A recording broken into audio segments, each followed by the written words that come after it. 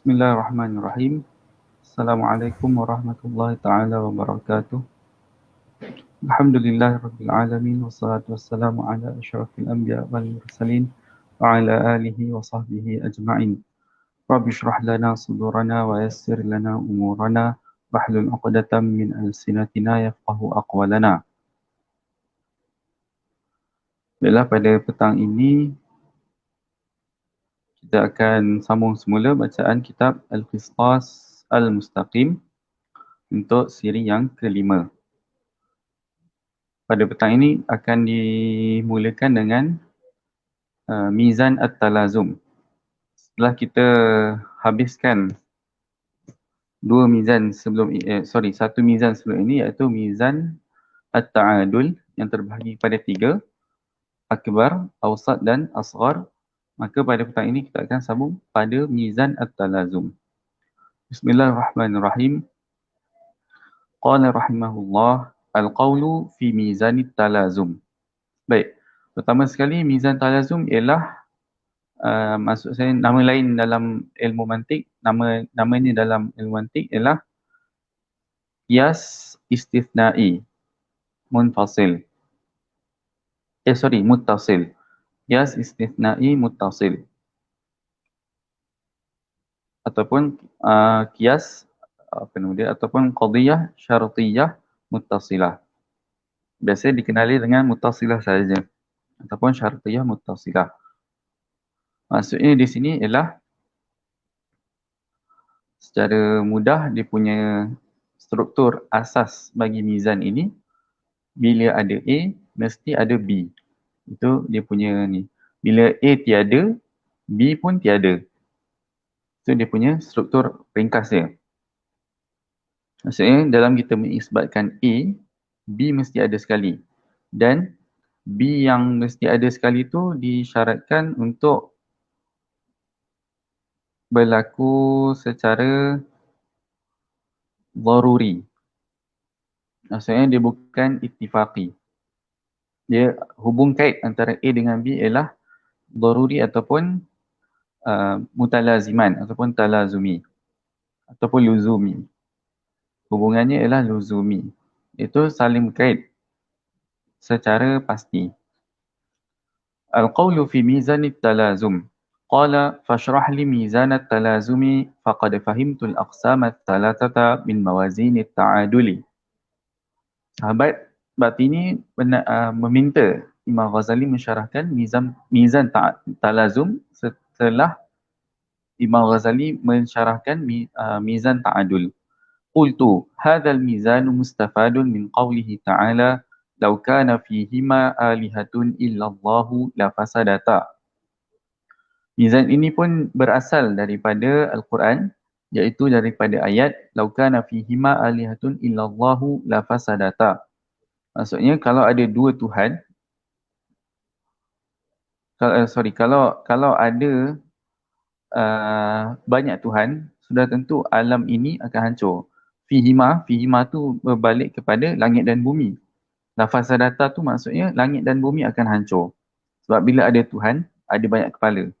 Ada banyak kepala, maka rosaklah alam ini.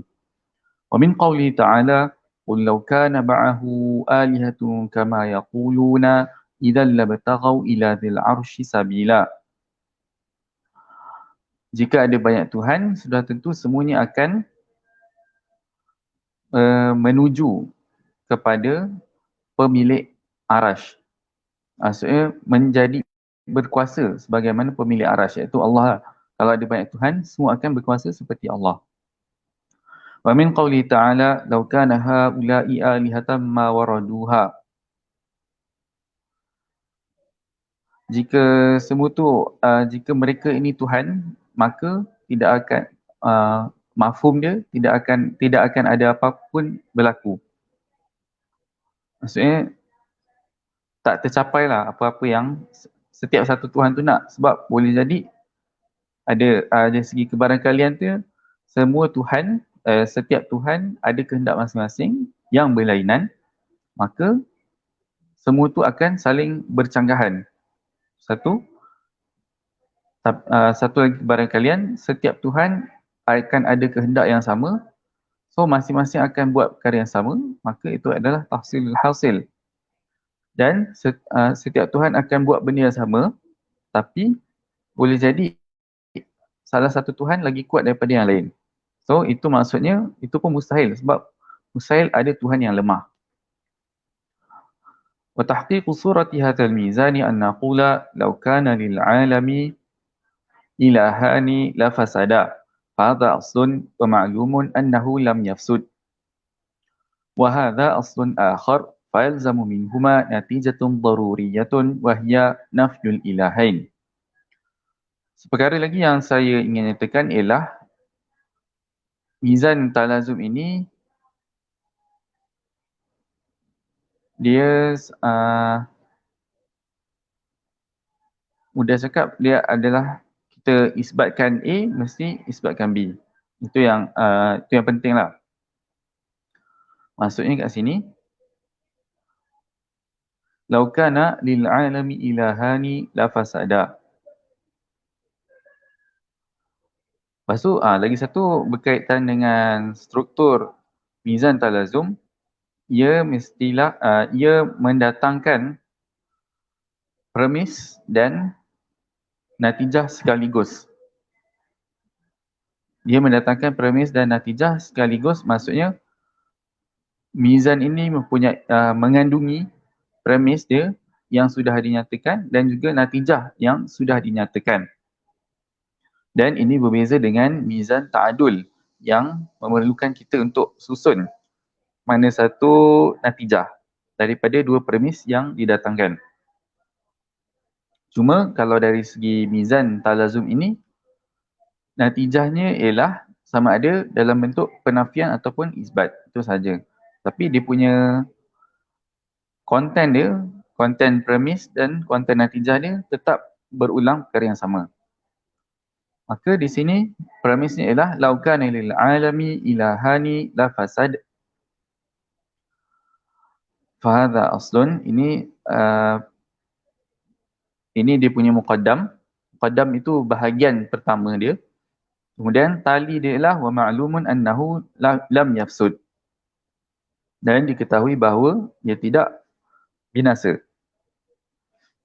Maka natijahnya ialah nafyul ilahain. Tidak ada dua Tuhan. Sebab pengambilan tidak ada dua Tuhan ini ambil daripada bahagian muqaddam ini. Lau kana lil alami ilahan. Sebab yang dikecualikan ataupun yang ditegaskan, penegasannya ialah alam itu tidak binasa. Maka ada dua Tuhan. Dia macam ulang balik bahagian muqaddam. Lau kana ma'adil arshi alihah labtaghaw ila dhil arshi sabila. Okey, kejap. Tadi kenapa dia ulang balik muqaddam? Sebab dia dah menegaskan tentang tali. Tali itu ialah lafazat, maksudnya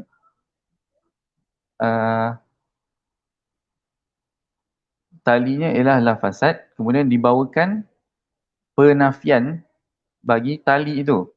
Maksudnya tali ini mengatakan sudah tentu akan binasa. Lepas tu dibawakan dalam tali,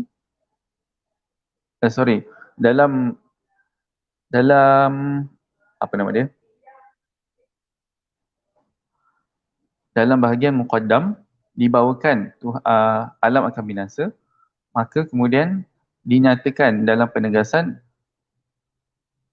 daripada bahagian muqaddam itu bahawa alam tidak akan binasa. Maka bila dia punya penegasan dalam bentuk penafian, maka secara tidak langsung natijahnya pun akan dalam bentuk penafian.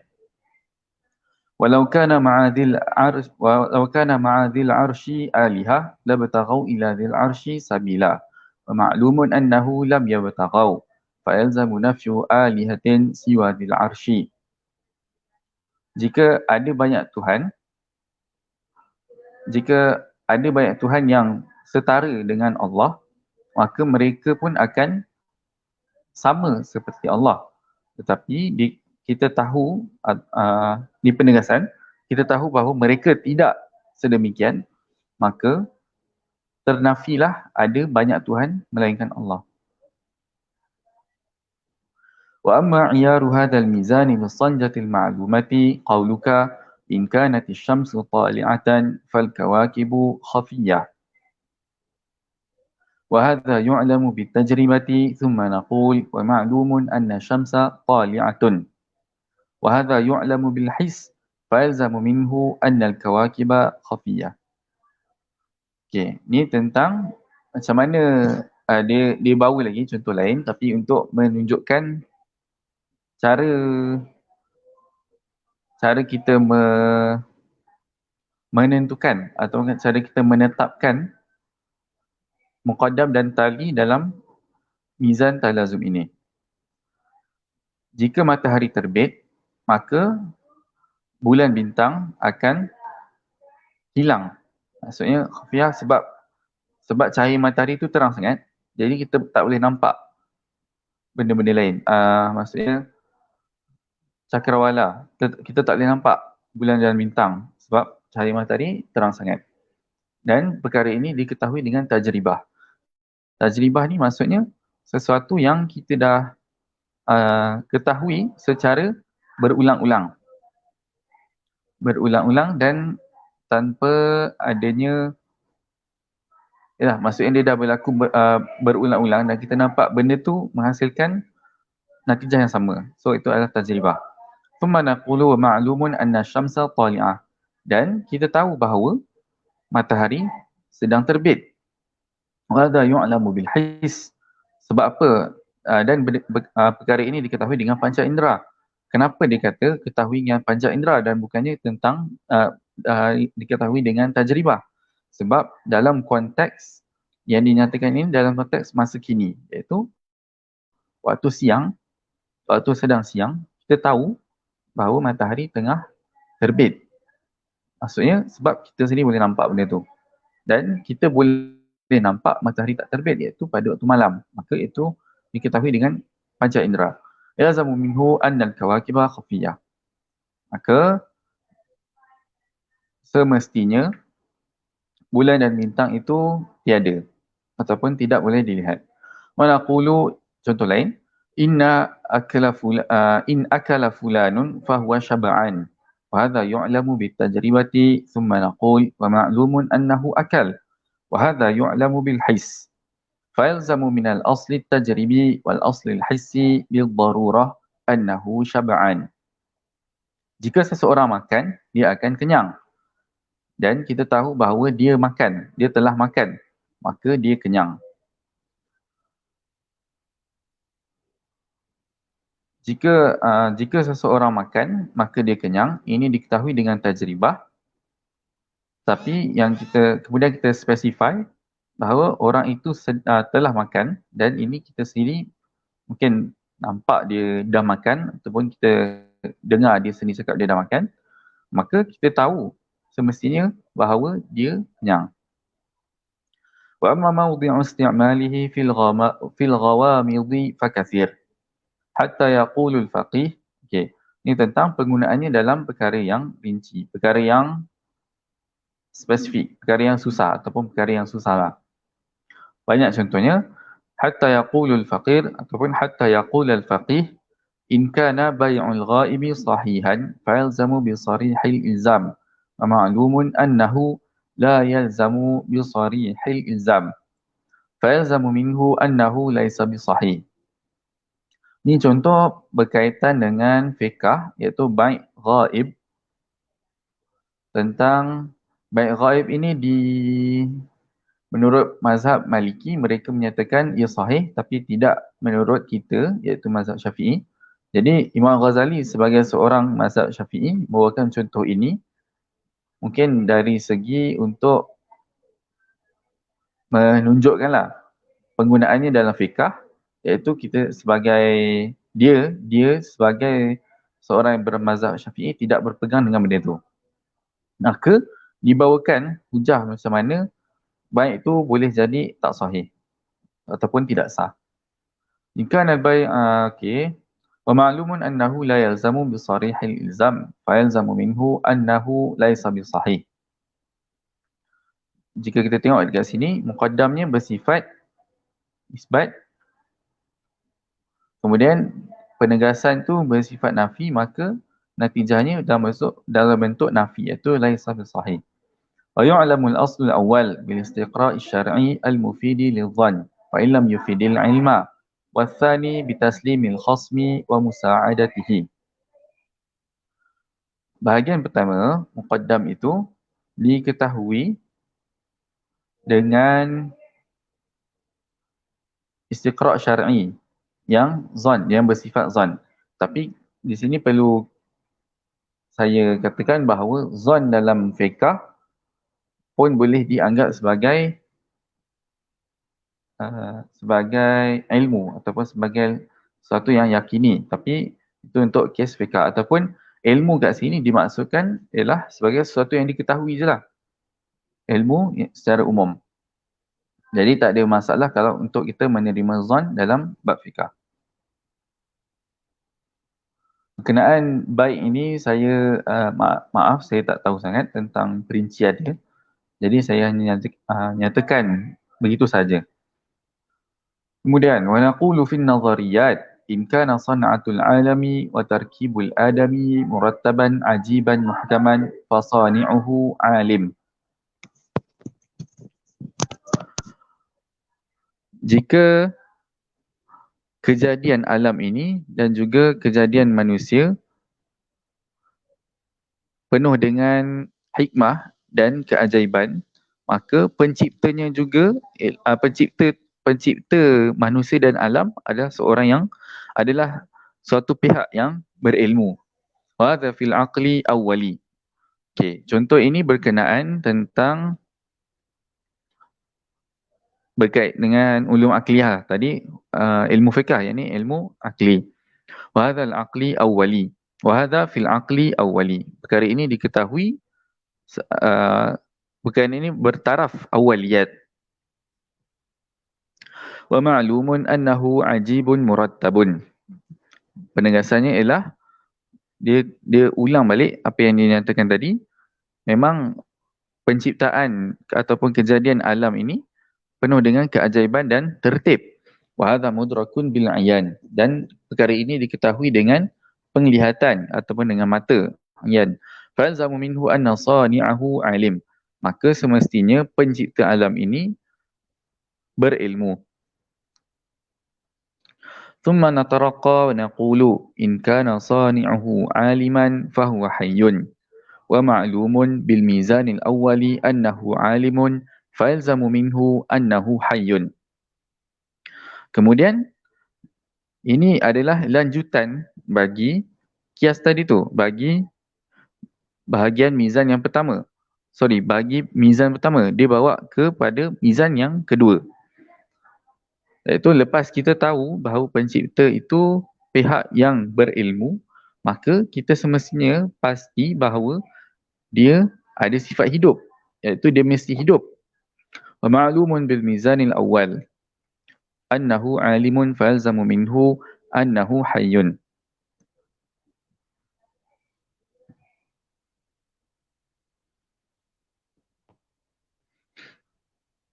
Penegasannya ialah kita tahu bahawa Allah itu maha mengetahui, maka sudah tentu dia maha hidup. Jadi yang Imam Ghazali bawa di sini ialah apa term dia? Qiyas munfasil.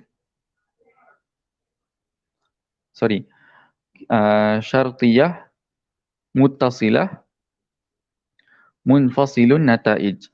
Sebab dia bawa satu-satu ni qiyas murakkab tapi munfasilun nataij. Dia tak gabung terus. Dia tak hazaf natijah mizan yang pertama. Okey. Thumma naqulu in kana hayyan 'aliman. Ini yang kedua pula.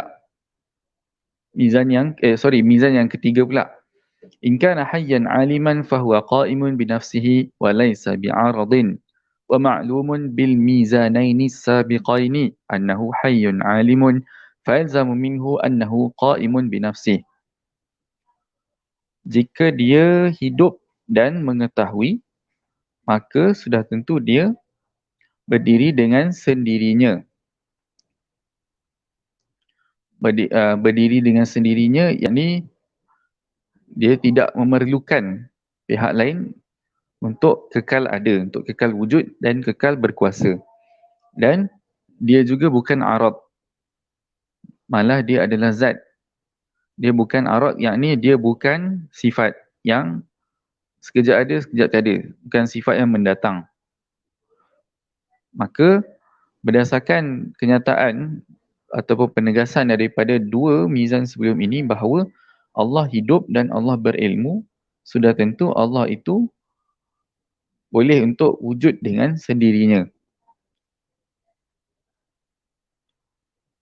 فَكَذَلِكَ نَعْرُجُ مِنْ صِفَةِ تَرْكِيبِ الْآدَمِيِّ إِلَى صِفَةِ صَانِعِهِ وَهُوَ الْعِلْمِ ثُمَّ نَعْرُجُ مِنَ الْعِلْمِ إِلَى الْحَيَاةِ ثُمَّ مِنْهَا إِلَى الذَّاتِ وَهَذَا هُوَ الْمِعْرَاجُ الرُّوحَانِي.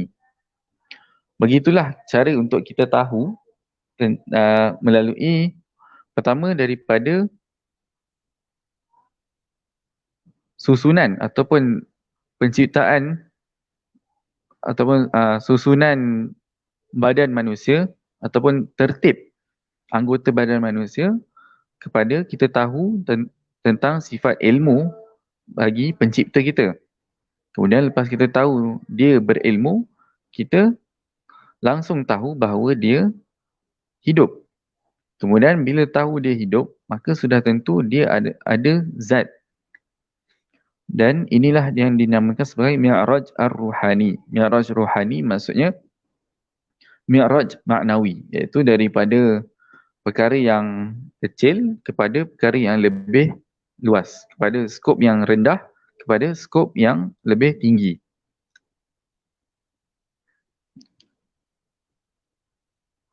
Dan konsep mizan talazum ini ataupun syartiyah muttasilah boleh kita dapati banyak dalam kitab-kitab akidah.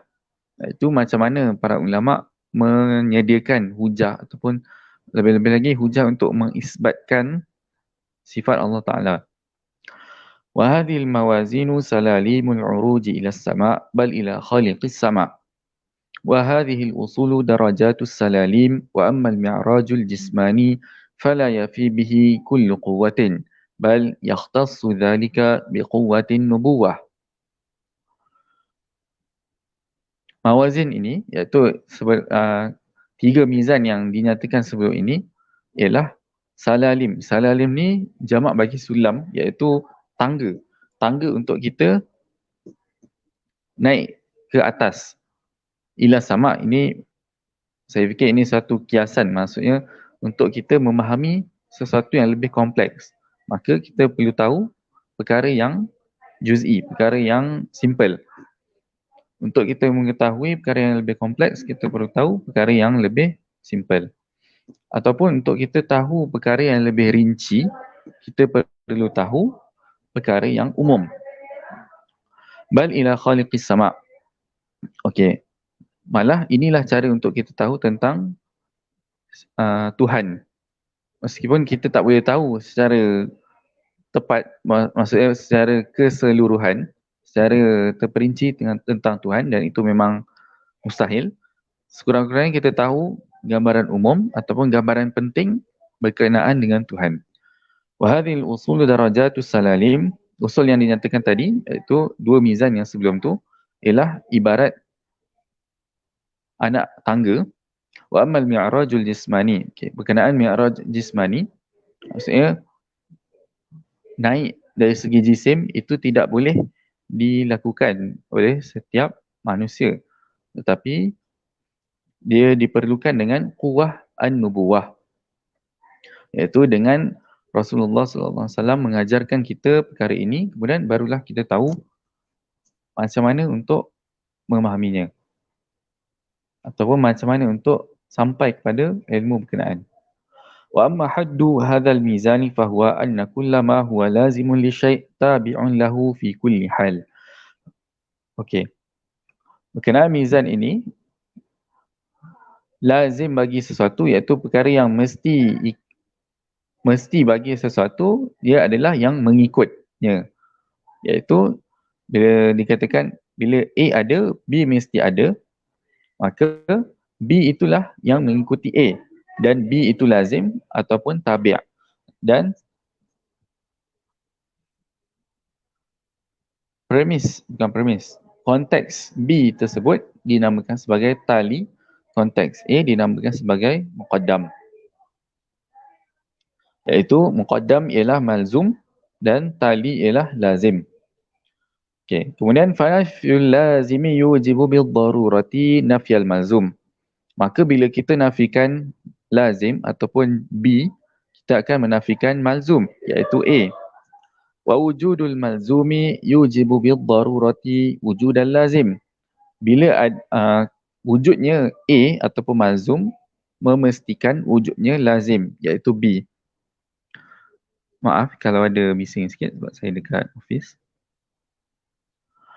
Wa amma nafyul malzumi wa wujudul lazimi fala natijata lahuma. Tapi kalau kita nafikan malzum dan dalam masa yang sama lazim tu ada. Maksudnya kita nafikan A tapi B ada, maka dia tidak akan menghasilkan apa-apa. Okey, macam mana benda ni boleh berlaku? Sedangkan sepatutnya bila A tak ada, semestinya B tu ada.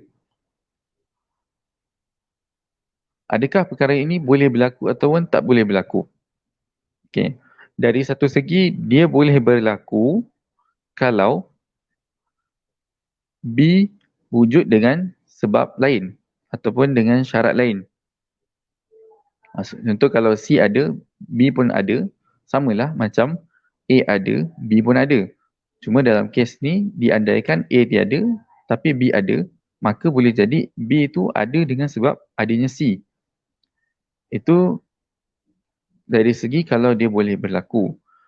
Tapi kalau benda ni salah, iaitu A tiada, B ada, maka perkara itu kita hukumkan sebagai salah. Itu maksudnya hubungan antara A dengan B ialah hubungan yang pasti ataupun mesti. Dan maka perkara ini salah. Sebab macam mana kita boleh hukumkan B itu ada jika A tiada? Sedangkan sepatutnya kalau A tiada, B mesti tiada. Fala natijata lahuma bal huma min mawazin syaitan wa qad yazinu bihi ba'd ahli ta'limi ma'rifatahu.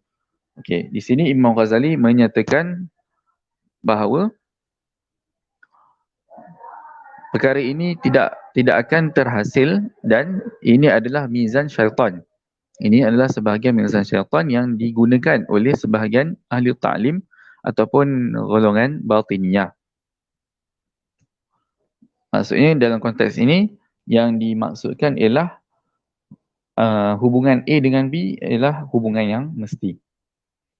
Amma tara anna sihhata as-salati yalzamuha la muhalata kaunul musalli mutatahhiran fala jarama yasihu an naqula in kanat salatu Zaidin sahihatan fahuwa mutatahhirun wa ma'lumun annahu ghairu mutatahhirin wa huwa nafyul lazimi فيلزم منه أن صلاته غير صحيحة وهو نفي الملزوم.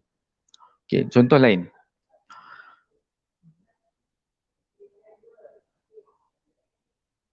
Sahnya solat seseorang disyaratkan dengan orang yang solat tersebut suci. Okay, jadi contohnya ialah jika solat Zaid sah, maka sudah tentu dia suci. Tapi penegasannya ialah penafian bagi suci itu, iaitu Zaid tidak suci, maka semestinya solat dia tidak sah. Maksudnya nafyul lazim memastikan nafyul malzum. Wa naqulu ومعلوم أن صلاته صحيحة وهو وجود الملزوم فيلزم منه أنه متطهر وهو وجود اللازم.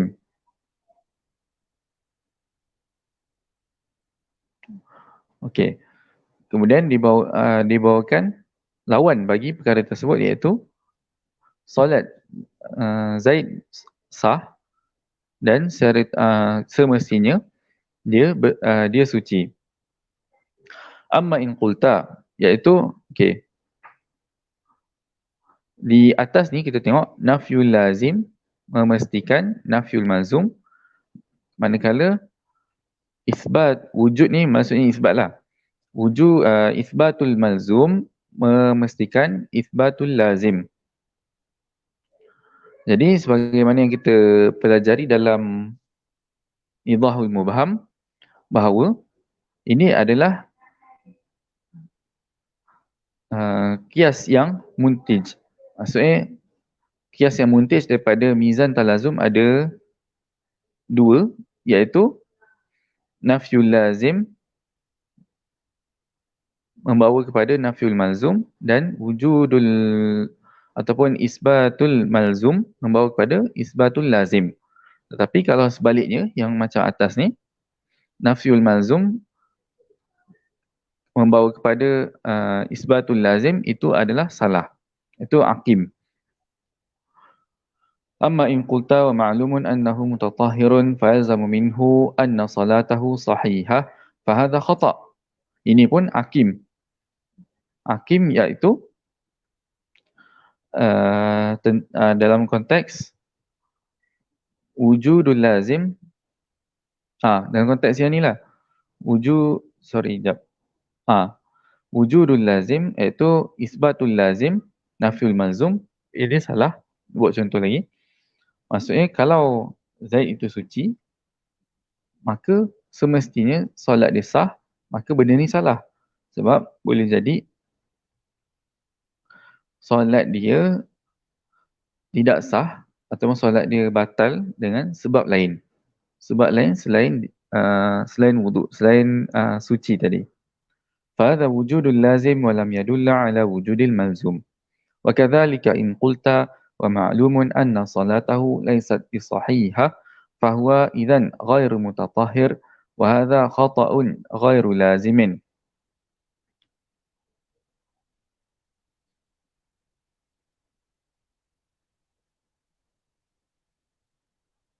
ومعلوم أن صلاته ليست بصحيحة فهو إذن غير متطهر. Okey, ini pun salah. Sebab kalau kita katakan solat dia tidak sah,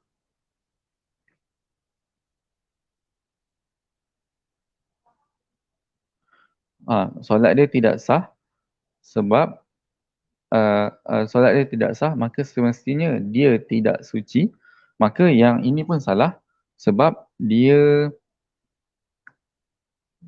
boleh jadi solat dia tidak boleh jadi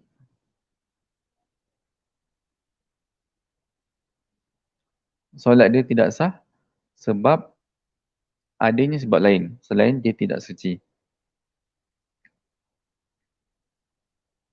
Okey, selesai bab mizan talazum.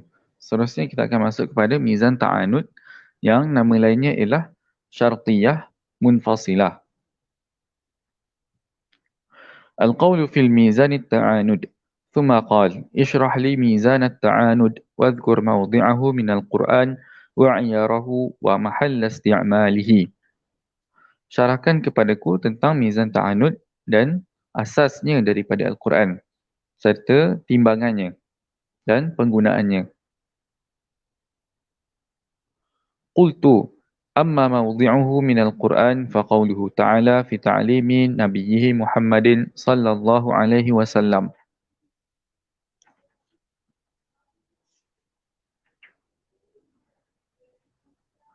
Qul man yarzuqukum minas samawati wal ard qulillah wa inna aw iyyakum la'ala hudan aw fi dhalalin mubin. Fa innahu lam yadhkur qawlahu aw iyyakum fi ma'rid at-taswiyati wa tashkik bal fihi idmaru aslin akhar wa huwa anna lasna ala dalalin fi qawlina inna allaha yarzuqukum minas sama'i wal ard fa innahu alladhi yarzuqu minas sama'i bi inzalil ma' wa minal ardi bi inbatin nabat fa idzan antum dalluna bi inkari dhalik. Okey, contohnya ialah ayat ini. Katakanlah wahai Muhammad, siapakah yang memberikan kamu rezeki di langit dan bumi ataupun rezeki yang berasal dari langit dan bumi? Katakanlah Allah. Katakanlah Allah, maka sama ada kami atau sama ada kita ataupun sama ada aku atau kamu ataupun kalian yang berada dalam petunjuk ataupun kesesatan yang nyata. Maka di sini ada dua pilihan, iaitu sama ada mendapat hidayah ataupun sesat. Okay, pertama sekali tentang mizan ta'anud. Mizan ta'anud ni maksudnya bercanggahan, saling bercanggahan. Mizan ta'anud nama lainnya ialah qadiyah syartiyah munfasilah, iaitu kita nyatakan satu dakwaan dalam bentuk dia ada pilihan sama ada A atau B. Dalam bentuk dia sama ada A ataupun B. Jadi di sini ayat Quran ni menunjukkan suatu bentuk pilihan dan pilihan tersebut mestilah bersifat tetap. Maksudnya sama ada A atau B saja. Ataupun tetap itu dari segi kedua-dua pilihan itu bercanggahan, itu satu. Ataupun dia berlainan secara zat, secara essence dia memang berlainan. Maksudnya pilihan ini tidak semestinya ada dua, boleh ada banyak, tapi hanya dalam bilangan yang tetap. Tak boleh kita sebut dua, tapi ada pilihan lain. Itu salah. Okey, fa innahu lam yadhkur qawlahu aw iyyakum fi ma'rad at-taswiyati wa tashkik. Okey, aw di sini bukan bermaksud bukan maksud pilihan, sebab pilihan yang dia nak pilihan yang ayat ni hendak tegaskan ialah sama ada dalam petunjuk ataupun dalam kesesatan. Maka inna wa iyyakum ini dimaksudkan kita lah. Kami, kita. Aku dan kau ni, kita ni sama ada dalam kebenaran ataupun dalam kesesatan. Bal fihi idmaru aslin akhar wa huwa anna lasna, ini dia punya yang kejap. Anna lasna ala dalalin fi qawlina innallaha yarzuqukum. Sekejap, ni dah baca. Okey. Wa kamalu surati hadzal mizan. Mizan ini dia punya yang bentuk dia yang sempurna. Inna au iyyakum la'ala huda au fi dalalin mubin. Aku dan kamu sama ada dalam petunjuk ataupun dalam kesesatan. Wa hadha aslun thumma naqulu, ini muqaddam dan ini talinya. Wa ma'lumun anna lasna fi dalalin mubin. Wa ma'lumun anna lasna fi dalalin mubin. Kemudian hasilnya ialah annakum fi dalalin mubin. Bila wa hadha aslun akhar fa yalzamu min izdiwajihima natijatun daruriyah wa huwa annakum fi dalalin mubin. Pertama, sama ada aku atau engkau berada dalam kesesatan ataupun dalam petunjuk, maka aku tahu bahawa aku bukan dalam kesesatan, maka engkau lah dalam kesesatan itu. So, memandangkan dia dah sudah ada penafian buat diri sendiri, maka maksudnya penafian daripada kesesatan untuk diri sendiri, maka secara tidak langsung akan mengisbatkan kesesatan buat pihak lain tu. Maksudnya untuk engkau tu. وأما عياره من الصنجات المعروفة فهو أن من دخل دارا ليس فيها إلا بيتان ثم دخلنا أحدهما فلم نره فيه فنعلم علما ضروريا أنه في البيت الثاني وهذا لازدواج أصلين أحدهما كونه في أحد البيتين قطعا والثاني أنه ليس في هذا البيت أصلا فيلزم منهما أنه في البيت الثاني. Okey, ini contohnya ataupun dari segi dia punya neraca dia ataupun takaran dia, sonjah.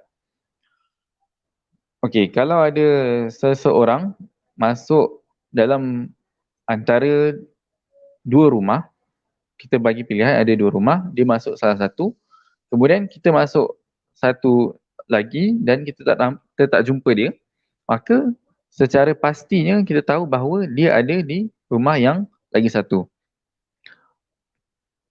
Macam mana kita boleh tahu benda ni? Ialah dengan gabungkan dua perkara ini. Pertama, perkara yang memberi pilihan itu, kemudian kemudian gabungkan dengan bahagian yang kita kenyataan bahawa kita tidak nampak tu. Maka hasillah bahawa dia ada di rumah lagi satu. فَإِذَا نَعْلَمُ كَوْنَهُ فِي الْبَيْتِ الثَّانِي تَارَةً بِأَنْ نَرَاهُ فِيهِ وَتَارَةً بِأَنْ نَرَى الْبَيْتَ الْأَوَّلَ خَالِيًا عَنْهُ. Maka macam mana kita boleh dapatkan natijah bahawa dia ada di rumah yang lagi satu? Pertama, dengan kita lihat bahawa dia ada dalam rumah tu. Kedua, dengan cara kita melihat dia tiada di rumah yang pertama. فَإِنْ عَلِمْنَاهُ بِرُؤْيَتِنَا إِيَّاهُ فِيهِ كَانَ هَذَا عِلْمًا عِيَانِيًّا. Okay, kalau kita sendiri lihat bahawa dia ada dekat dalam rumah tu, maksudnya itu adalah ilmu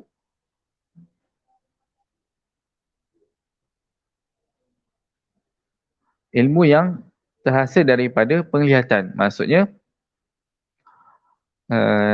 term dia kat sini adalah ainul yakin. Maksudnya keyakinan tu terhasil daripada penglihatan kita. Wa in arafnahu bi an lam narahu fil baiti tsani kana hadha ilman mizaniyan wa yakunu hadha al-ilmu al-mizani qat'iyan kal-'ayani. Maka kalau kita tahu dengan cara kita lihat di rumah yang pertama dan dia tiada, maka itu dinamakan sebagai ilman mizani. Maksudnya ilmu tu yang terhasil daripada pertimbangan kita sendiri. Yang pertama dengan penglihatan, yang kedua dengan pertimbangan. Maka di sini ilmu mizani sama taraf ataupun sama kepastiannya, natijah dia sama kepastian seperti ilmu ayani. Macam mana dia boleh sama? Sebab pilihan itu hanya ada dua. Jadi bila pilihan itu ada dua, maka kedua-duanya akan menghasilkan natijah yang sama.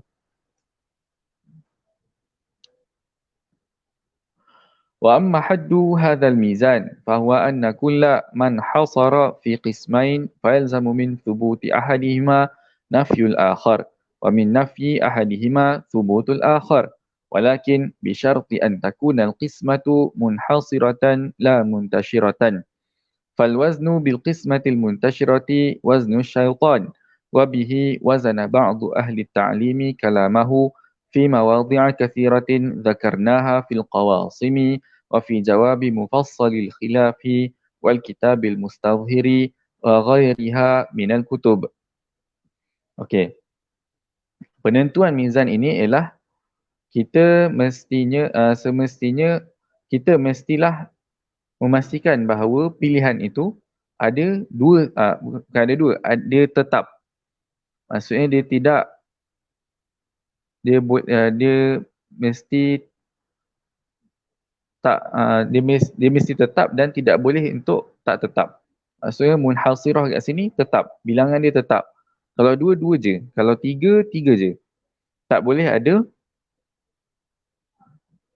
tak boleh untuk kita letakkan pilihan lain, iaitu muntasyirah, ataupun bukan letakkan pilihan lain, maksudnya tak boleh untuk dia tidak tetap.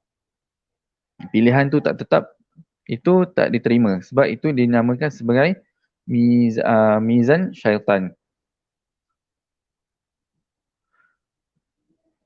Kemudian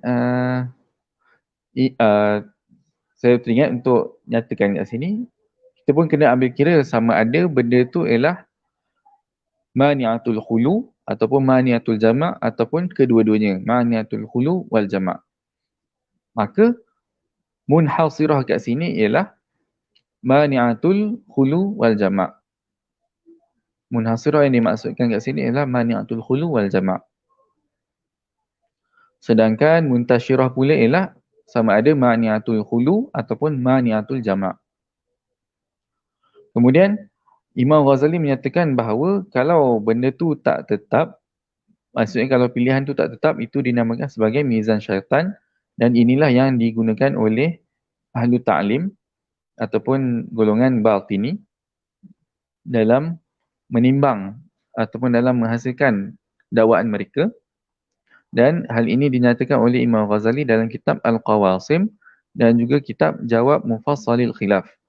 Dan kedua-dua kitab ini sudah hilang, tak diketahui, tak dijumpai manuskripnya. Kemudian Imam Ghazali menyatakan ada juga beliau menyatakan dalam kitab Al-Mustadhiri. Al-Mustadhiri ni ialah kitab, nama lain bagi kitab Fadaih Batiniyah. Iaitu dalam kitab ini Imam Ghazali menyatakan sifat ataupun ciri-ciri golongan batini.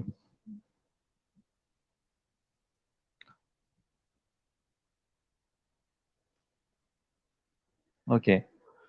Wa amma mawdhi'u isti'mali hadha min al-ghawamidhi fala yanhasiru wa la'alla akthara an-nadhariyati yaduru alayh.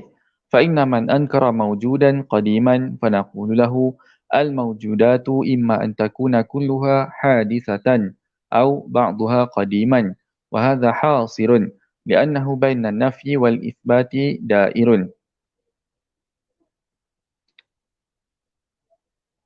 ثم نقول ومعلوم أن كلها ليست بحادثة فألزم أن فيها قديما.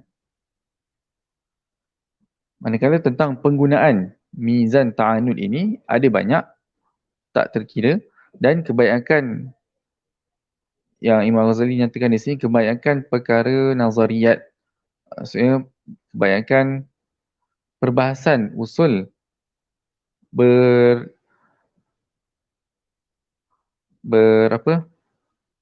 terdiri daripada bentuk ini, daripada bentuk mizan ta'anud. Kemudian beliau membawa contoh iaitu perkara yang wujud di dunia ini sama ada kesemuanya baharu atau sebahagiannya qadim. Pilihannya ialah kesemuanya baharu dan sebahagiannya qadim. Sebab qadim ini berlawanan dengan baharu. Maka sebab itu dia sesuai untuk jadi dua pilihan. Sebab dia betul-betul bercanggahan. وهذا حاصر لأنه بين النفي والإثبات دائر. Sebab apa yang qadim istilah semestinya bukan baharu, dan apa yang baharu semestinya bukan qadim. Kemudian penegasannya ialah bukan semua perkara yang wujud itu baharu, maka semestinya ada sebahagian daripadanya qadim, iaitu Allah Subhanahu Wa Taala. Fa in qala wa lima qultum anna kullaha laysat bihadithah. Jika dikatakan, kenapa engkau kata bukan semuanya baharu? Kami katakan, fa naqulu li anna kullaha law kanat hadithatan lakana huduthuha bi anfusiha min ghairi sabab aw fiha hadithun bila sabab wa batilun huduthu hadithin fi waqtin khassin bi ghairi sabab. Fa batala an takuna kulluha hadithatan. Fa thabata anna fiha mawjudan qadiman wa nadhairu isti'mali hadzal mizani la tanhasir. Okey. Sekarang ini macam mana nak mendasarkan ataupun nak memperincikan mizan ta'anud, contoh mizan ta'anud tadi, iaitu jika kita katakan bahawa semua perkara yang wujud di dunia ini adalah baharu, maka secara tidak langsung kita akan mengatakan bahawa kemenjadian ataupun kewujudan perkara tersebut berlaku tanpa sebab, tanpa punca, tanpa pencipta. Ataupun dan perkara ini semestinya batil, semestinya salah,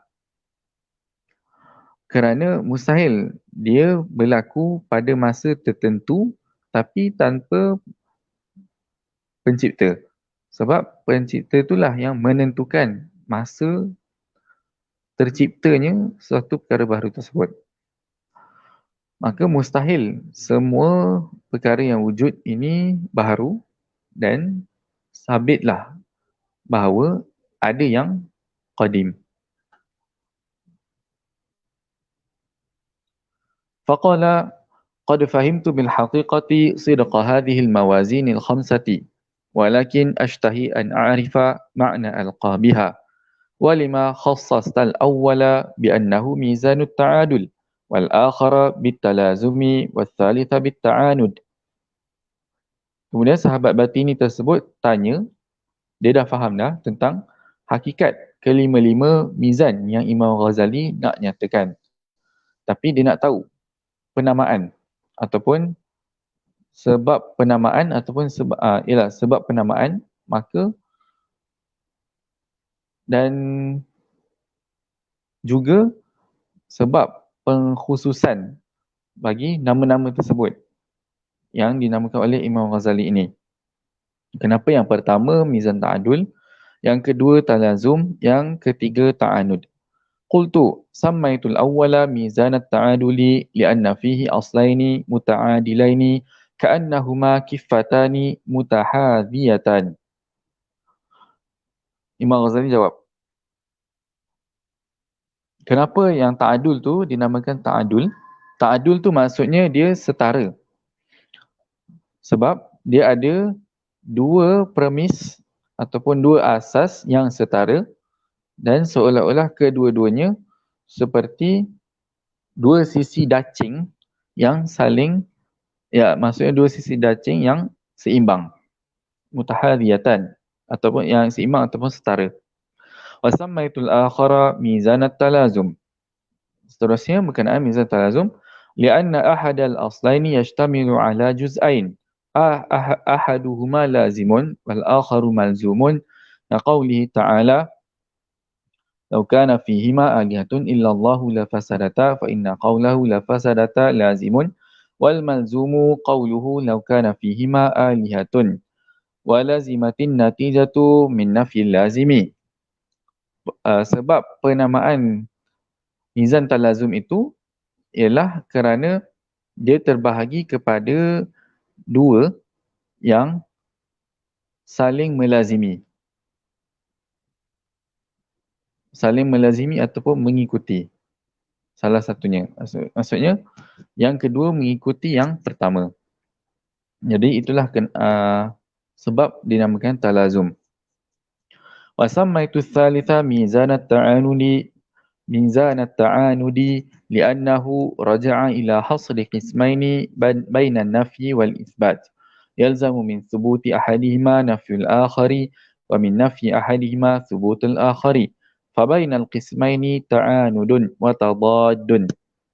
Mizan ta'anud ini pula ialah dinamakan sebab ditetapkan dua bahagian yang sama ada nafi dan isbat. Adanya penafian dan adanya isbat. Dan antara penafian dan isbat itu, dua pilihan itu, maksudnya bila dia satu nafi, satu lagi isbat, maksudnya adalah percanggahan. Adanya percanggahan antara dua pilihan tersebut. Faqala hadhihi al-asami anta abda'taha wa hadhihi al-mawazinu anta anfaradta bi istikhrajiha am subiqta ilaiha. Sahabat batini itu tanya, adakah nama ini engkau yang cipta? Itu satu. Dan adakah mizan ini engkau yang mula-mula hasilkan? Ataupun ada orang lain yang pernah hasilkan sebelum kau? Qultu amma hadhihi al-asami fa inni abda'tuha. Imam Ghazali jawab, nama-nama ini aku sendiri yang cipta, aku sendiri yang reka. Wa ammal mawazinu fa ana istakhrajtuha minal Qur'an wa ma 'indi anni subiqtu ila istikhrajiha minal Qur'an. Tapi dari segi penghasilan penghasilan penghasilan mizan ini daripada Quran, ia telah didahului oleh Imam Ghazali. Cuma, sekejap. Sorry. Dia tidak didahului oleh Imam Ghazali. Kat sini dia nafikan. Maksudnya dialah yang mula-mula menghasilkan mizan tersebut. Faqad subiqtu bistikhrajiha. Wa amma aslul mawazini faqad subiqtu bistikhrajiha walaha 'inda mustakhrijiha minal mutaakhirin asamin ukharu siwa ma dzakartuha. Tapi tentang asal mizan itu sendiri, dia telah ada pihak lain yang telah mendahului Imam Ghazali. Dan contohnya seperti Ibn Sina dan dinamakan dengan nama lain. Wa 'inda ba'dil umamil khaliyati as-sabiqati 'ala bi'tsati Muhammadin wa Isa salawatullahi 'alaihima asamin ukharu kanu qad ta'allamuha min suhufi Ibrahim wa Musa alaihimassalam. Seterusnya tentang kewujudan ataupun tentang mizan ini, dia telah dipelajari oleh umat sebelum Nabi Muhammad sallallahu alaihi wasallam. Ini satu teori lah, maksudnya dia umat sebelum Nabi Muhammad telah mempelajari ilmu mantik ini daripada suhuf Nabi Ibrahim dan Nabi Musa. Sebab sebagaimana kita tahu, ilmu mantik yang masyhurnya sudah dipelopor oleh Aristotle dan juga Plato. Dan ada juga mantik ataupun falsafah ilmu mantik itu dari India. Maka ada teori mengatakan bahawa ia berasal daripada suhuf Nabi Ibrahim dan Nabi Musa. Wallahu alam, tapi benda itu tidak jelas ataupun itu bukan sesuatu yang pasti dan tidak satu dia bukanlah sesuatu yang pasti. Tapi itu satu. Kemudian dari satu segi, sejauh maka kalau dia bukan sesuatu yang pasti, kita tak perlu nak angkat-angkat benda yang tidak pasti ini. Cukuplah kita tahu bahawa ada usul mantik dalam tradisi Greek dan juga India. Itu sudah cukup, tapi bentuknya macam mana itu perlu dipastikan. Ataupun itu perlu diperincikan. Walakin ba'athani ala ibdali kiswatiha bi asamin ukhar ghairi ma sammauha bihi ma araftu min dha'fi qarihatika wa ta'ati nafsika lil awham. Fa inni ra'aituka min al-ightirari bi dhawahiri bihaythu law suqita asalan ahmara fi qarurati hajjamin lam tutiq tanawulahu linufuri tab'ika 'anil mihjamah wa dha'fi 'aqlika an yu'arrifaka anna al-'asala tahirun fi ayyi zujajatin kanat. Tapi Imam Ghazali dia tukar nama ini supaya boleh difahami oleh sahabat yang batini ini. Supaya sahabat batini ini tidak tersalah faham. Sebab Imam Ghazali lihat dia lebih cenderung kepada literal ataupun kepada zahir. Maka dinamakan dengan penamaan yang lebih mudah untuk difahami. Dan kalau kita lihat tentang mizan yang 5 ini, contoh dalam kitab lain, Imam Ghazali tak namakan dengan apa yang beliau namakan dalam kitab Qistas. Tapi contoh kalau dalam kitab Mihakun Nazar, Imam Ghazali guna nama yang sama juga dalam kitab Qisas. Tapi kalau dalam kitab Asasul Qiyas, Imam Ghazali bawa nama lain. Dan kemudian kalau dalam Mi'yar, nama yang formal dalam ilmu mantik. Begitu juga dalam kitab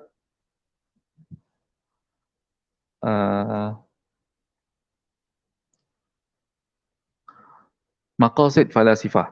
Maqasid Falasifah pun Imam Ghazali bawa nama yang formal untuk mengistilahkan kelima-lima mizan ini.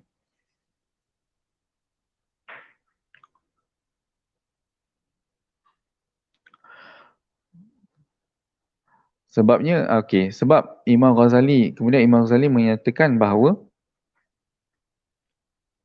Imam Ghazali membawa contoh lain yang menunjukkan bahawa sahabat Batini ni seorang literalis.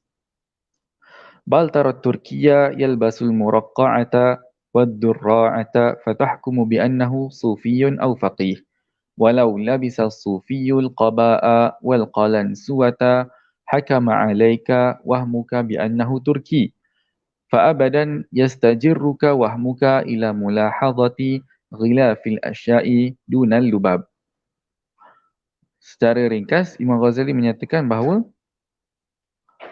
sahabat dia yang batini ini hanya melihat sesuatu berdasarkan apa yang zahir ataupun menghukum berdasarkan luaran, bukan pada isinya. Walidhalika la tanzuru ila al-qawli min dhatil qawl, bal min husni san'atihi atau husni dhannika biqailihi. فإذا كانت عبارته مستكرهة عندك أو قائله قبيح الحال في اعتقادك رددت القول وإن كان في نفسه حسنا وحقا. Bila dia nampak benda yang baik, benda yang nampak elok ataupun pada sangkaan dia elok, dia akan suka kat benda tu. Tapi dia tidak fikirkan apa benda itu sendiri secara essence. Walau qila laka qul la ilaha illallah Isa Rasulullah nafara an dhalika tab'uka. Jika dikatakan kepada engkau bahawa tidak perkataan la ilaha illallah Isa Rasulullah, maksudnya kalau ada orang kata kat dia, orang kata dekat sahabat batini ini, tidak ada Tuhan selain Allah, Isa itu Rasulullah, sudah tentu batini ini akan menyatakan bahawa orang yang berkatakan sedemikian adalah Nasrani. Sedangkan kenyataan itu tak salah pun. Sebab kesalahan Nasrani itu adalah pada menyatakan bahawa Nabi Muhammad SAW bukan Rasulullah dan Allah itu terbahagi kepada 3.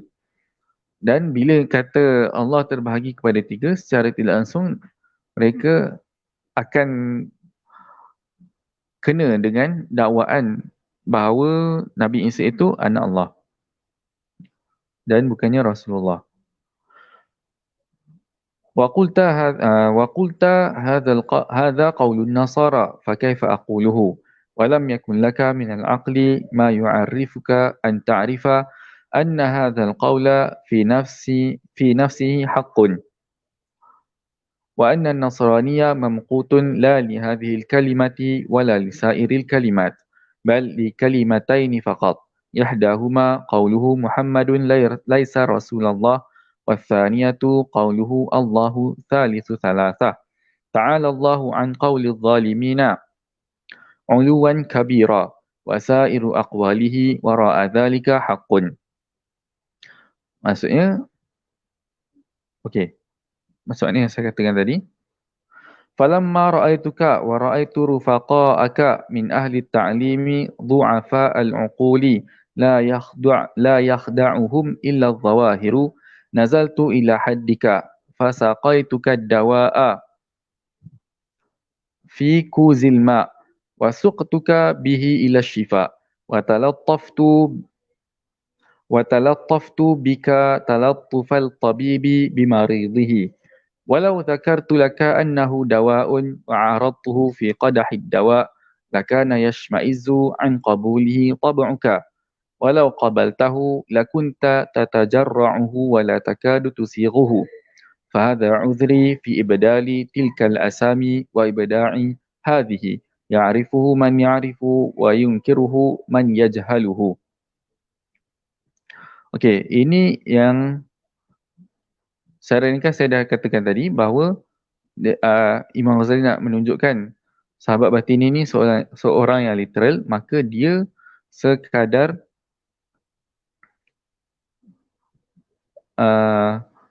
menamakan mizan yang 5 tersebut dengan penamaan yang jelas dan boleh faham jika dengan sekali imbas ataupun dengan sekali dengar. Baiklah, kita berhenti di sini pada hari ini. Wassallallahu ala sayyidina Muhammad wa ala alihi wa sahbihi ajma'in walhamdulillah rabbil alamin.